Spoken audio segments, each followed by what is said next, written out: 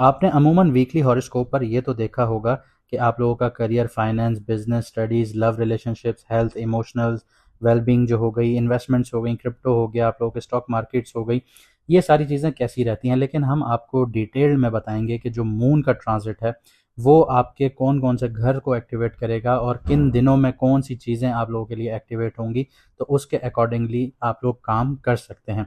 तो वीडियो शुरू करने से पहले सिर्फ इतना कहूंगा कि जो लोग अपना मून साइन नहीं जानते, कमेंट सेक्शन में अपनी ओरिजिनल डेट ऑफ बर्थ लिखें, आपको आपका मून साइन बता दिया जाएगा। जो लोग अपॉइंटमेंट हासिल करना चाहते हैं तो आपकी स्क्रीन पर नंबर आ रहा होगा, व्हाट्सएप पर मैसेज करके आप लोग अपॉइंटमेंट बुक करवा सकते हैं। लिमिटेड टाइम के लिए 50% ऑफ चल रहा है, जल्द से जल्द अपने स्लॉट्स बुक करवाइए क्योंकि स्लॉट्स लिमिटेड होते हैं।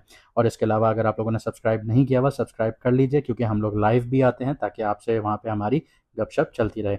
आइए देखते हैं कि ये हफ्ता आपके लिए कैसा रहेगा 13 जुलाई से लेकर 20 जुलाई तक।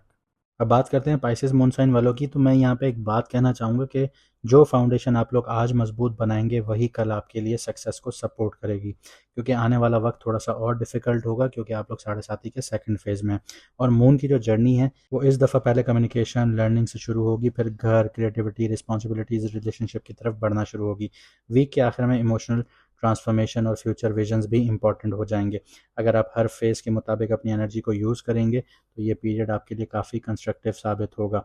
अब अगर हम बात करते हैं 13 जुलाई की, तो हम 13 जुलाई नहीं 12 जुलाई से देखेंगे क्योंकि 12 जुलाई को मून जो है वो जेमिनाई में ट्रांजिट करेगा।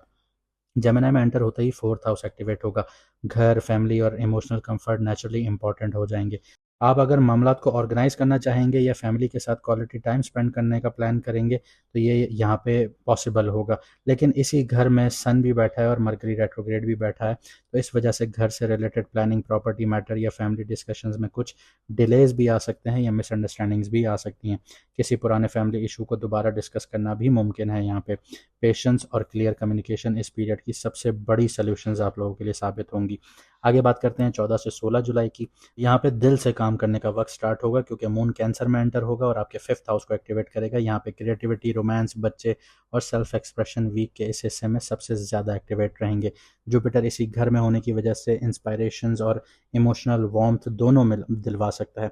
क्रिएटिव प्रोफेशनल्स हो गए, स्टूडेंट्स हो गए, कंटेंट क्रिएटर्स हो गए, उनके लिए काफ़ी पॉजिटिव पीरियड होगा।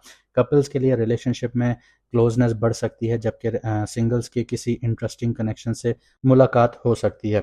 आगे बढ़ते हैं 16 से 18 जुलाई की बात करते हैं। रूटीन को यहाँ पे इग्नोर आप लोगों ने नहीं करना क्योंकि मून लियो में एंटर करेगा, सिक्स्थ हाउस को एक्टिवेट करेगा। यहाँ पे डेली वर्क, हेल्थ और रिस्पॉन्सिबिलिटीज़ पर फोकस बढ़ना शुरू होगा। इसी घर में वीनस भी बैठा हुआ है और केतु भी मौजूद है। वीनस वर्कलोड को मैनेजेबल बनाने की कोशिश करेगा, जबकि केतु जो है वो रूटीन में डिस्ट्रैक्शंस या लैक ऑफ मोटिवेशंस लेकर आएगा। अगर आप डिसिप्लिन मेंटेन करेंगे तो प्रोडक्टिविटी काफ़ी इंप्रूव हो सकती है। बॉडी जो सिग्नल्स दे रही है उन्हें बिल्कुल भी इग्नोर नहीं करना। इस वीक की यही सबसे अच्छी स्ट्रैटेजी होगी। अगर आप लोगों ने इसको इग्नोर किया तो ये सबसे ख़राब स्ट्रैटेजी होगी जिसकी वजह से आपका जो वीक है वो सारा टोटली ख़राब होना शुरू होगा। आगे बढ़ते हैं 18 से 21 जुलाई की बात करते हैं। यहाँ पे रिलेशनशिप्स की अहमियत बढ़ना शुरू होगी। मून विर्गो में एंटर करेगा, यहाँ पे सेवंथ हाउस एक्टिवेट होगा। यहाँ पे मैरिजेस, बिजनेस पार्टनरशिप्स और क्लोज रिलेशनशिप सबसे ज़्यादा इंपॉर्टेंट बन जाएंगे, टॉपिक्स बन जाएंगे सॉरी। अगर किसी के साथ मिसअंडरस्टैंडिंग्स चल रही थी तो उसे पीसफुली रिजॉल्व करने का बहुत अच्छा मौका मिलेगा। ये पीरियड बिजनेस ओनर्स के लिए काफ़ी बेनिफिशियल भी हो सकता है। किसी क्लाइंट या पार्टनर के साथ प्रोडक्टिव डिस्कशंस फ्यूचर ग्रोथ का सबब बन सकती हैं। स्ट्रॉन्ग रिलेशनशिप, ट्रस्ट और कंसिस्टेंसी यहाँ पे बनाए रखिएगा। लेकिन याद रखिएगा एक चीज़, सैटर्न जो है वो आपके फर्स्ट हाउस में बैठा हुआ है, फर्स्ट हाउस से सेवन्थ हाउस को एस्पेक्ट कर रहा है। तो अभी जो आप लोग शादियां कर रहे हैं पाइसेस वाले, यहाँ पे मैं आप लोगों को एक तंबीह कर दूं कि ये शादियां जो हैं ये एक कार्मिक पैटर्न एक्टिवेट कर रही हैं।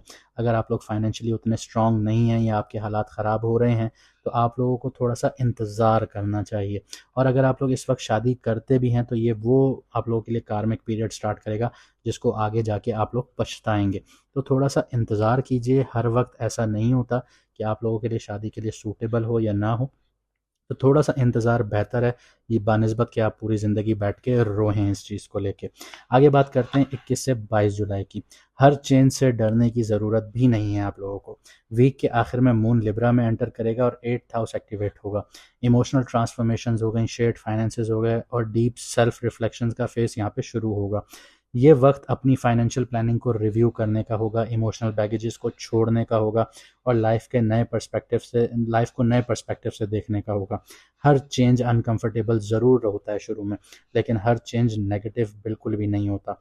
और इस वीक का जो सबसे मेन आप लोगों को जो पर्पज़ है समझाने का, कि हर बड़ी अचीवमेंट की शुरुआत जो होती है वो छोटे और कंसिस्टेंट एफर्ट से होती हैं।